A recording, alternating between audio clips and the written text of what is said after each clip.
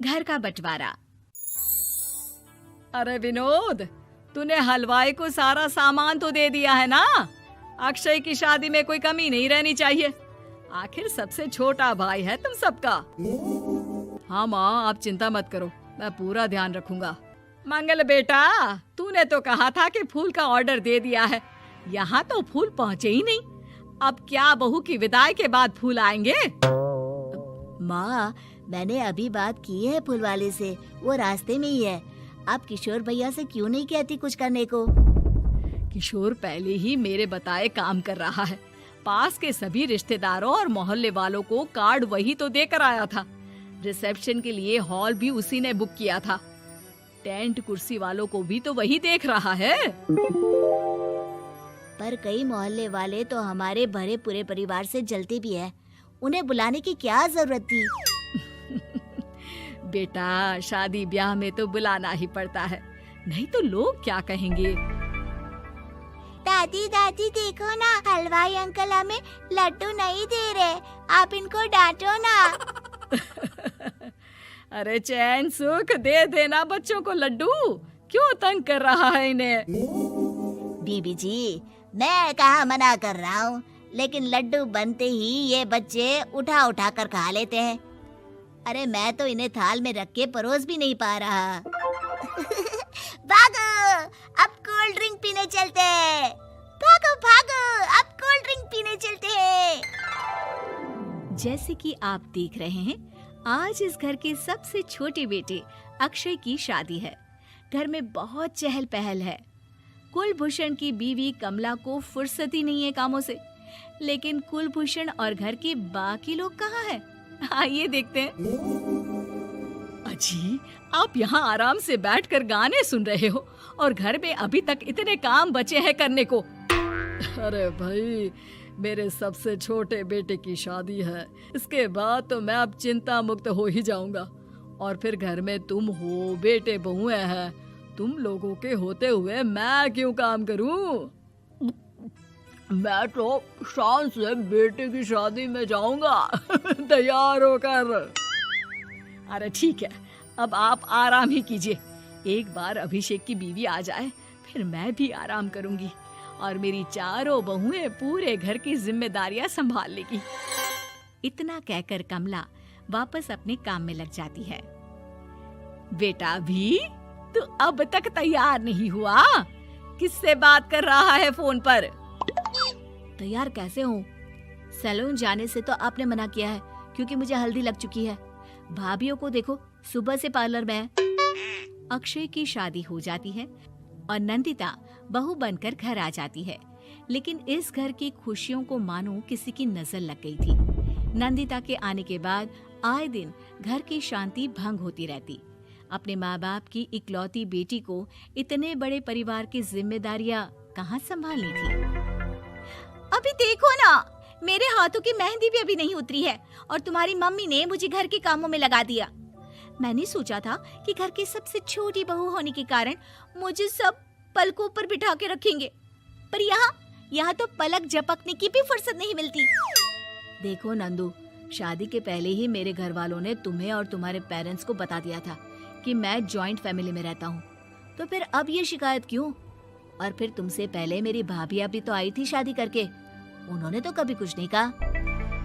नंदिता तब तो चुप हो जाती है, लेकिन ऐसा बहुत दिनों तक नहीं चलता।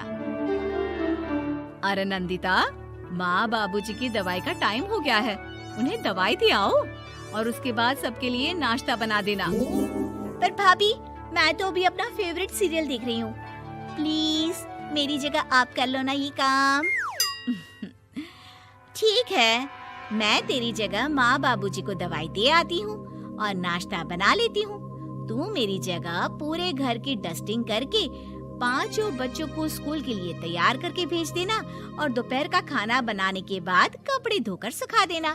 उसके बाद हम दोनों मिलकर बाजार जाकर सब्जी ले आएंगे, फिर डिनर की तैयारी कर लेंगे और उसके बाद बस भाभी, मैं माँ बाबूजी को दवाई देकर सबके लिए नाश्ता बना देती हूँ।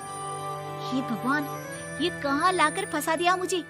मेरे घर में तो गिनती की 8 रोटियाँ और 2 सब्जी बनती थी और नाश्ता निपट जाता था, यहाँ तो रोटियों का ढेर और सब्जियाँ बड़े बड़े पतीलों में बनानी पड़ती है। नाश्ता बनते बनते लंच का टाइम हो जाता है और लंच बनते बनते डिनर का। अभी मुझ में तुम्हारे पूरे परिवार का नखरा उठाने की और ताकत नहीं बची। मैं ऐसे नहीं रह सकती। अरे तो क्या चाहती हो तुम? मुझे अलग रहना है बस। तो ठीक है, हम कल ही शिफ्ट हो जाएंगे किराए के घर में। इतना बड़ा घर होते हुए हम किराए पे क्यों रहेंगे? ना जी ना, घर में ही दीवार खड़ी करो अपने हिस्से के आगे। घर के साथ साथ घर की खुशियों में भी दीवार खींच जाती है। ऐसे ही कई महीने बीत जाते हैं और नंदिता माँ बन जाती है। बच्चे के आने से अभिषेक के कंधों पर खर्चों का बोझ आ पड़ता है। अभिषेक का बोझ कम करने के लिए नंदिता भी पार्ट टाइम जॉब कर लेती है, लेकिन इससे उसके सर पर नौकरी, घर और बच्चे की जिम्मेदारी बढ़ जाती है।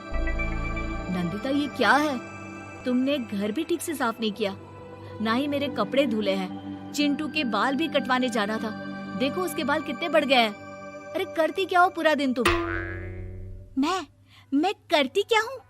तुम्हारा नाश्ता और लंच बनाने के बाद चिंटू को डे केयर सेंटर पर छोड़कर आती हूँ, फिर खुद ऑफिस जाती हूँ। पूरा दिन काम करके आने के बाद बिना आराम किए बाजार से सब्जियाँ लेकर आती हूँ, घर आकर खाना बनाती हूँ, चिंटू को देखती हूँ और क्या करूँ मैं? तो किसने कहा था अपने सर पर इतने काम लेने को? मत जाओ ऑफिस। ऑफिस जाए बिना घर के खर्चे कहाँ से पूरे होंगे? चिंटू की डे केयर का खर्च, उसके लिए बेबी फूड का खर्च, प्रेस वाले का खर्च, ये सब तुम्हारी सैलरी से होता नहीं है।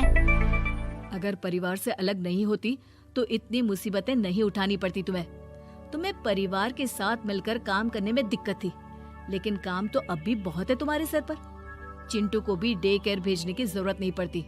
उसको गोद में खिलाने के लिए दादा दादी और घर के सभी बड़े होते। उसके साथ खेलने के लिए उसके भाई बहन भी होते। मेरे तीनों बड़े भाइयों के बच्चे भी बड़े हुए हैं, लेकिन बिना महंगा बेबी फूड खाए, क्योंकि मेरी माँ और भाभियाँ बहुत अच्छे से जानती है कि बच्चे को क्या खिलाना चाहिए। बिजली के बिल जैसे खर्चे भी सब मिलकर बांट लेते थे, लेकिन तुम्हें तो सबसे अलग रहने में ही मजा आता है, तो अब शिकायत क्यों करती हो? बस करो अभिषेक, बस करो। मैं मानती हूँ कि मैं गलत थी। मेरे एक गलत फैसले ने हमें बिल्कुल अकेला कर दिया है सबसे। एक घर में होते हुए भी हम बाकी परिवार से अजनबियों की तरह रह रहे हैं। अभिषेक और नंदिता की सारी बातें घर के बाकी लोगों को सुनाई दे रही थी। तभी कमला बोल पड़ती है। अरे नंदिता बहू, किसने कहा कि तुम अकेले हो? तुम्हारा इतना भरा पूरा परिवार है ना तुम्हारे साथ। हम तो बस ये चाहते थे कि तुम अपनी गलती समझ जाओ। अगर हम तुम्हें समझाते तो शायद तुम ना समझती, लेकिन अपनी गलती का एहसास तुम्हें खुद हो गया है, तो अब तुम समझ चुकी हो परिवार में एक साथ रहने का मोल क्या होता है। मम्मी जी, मुझे माफ कर दीजिए, अब ऐसा दोबारा कभी नहीं होगा।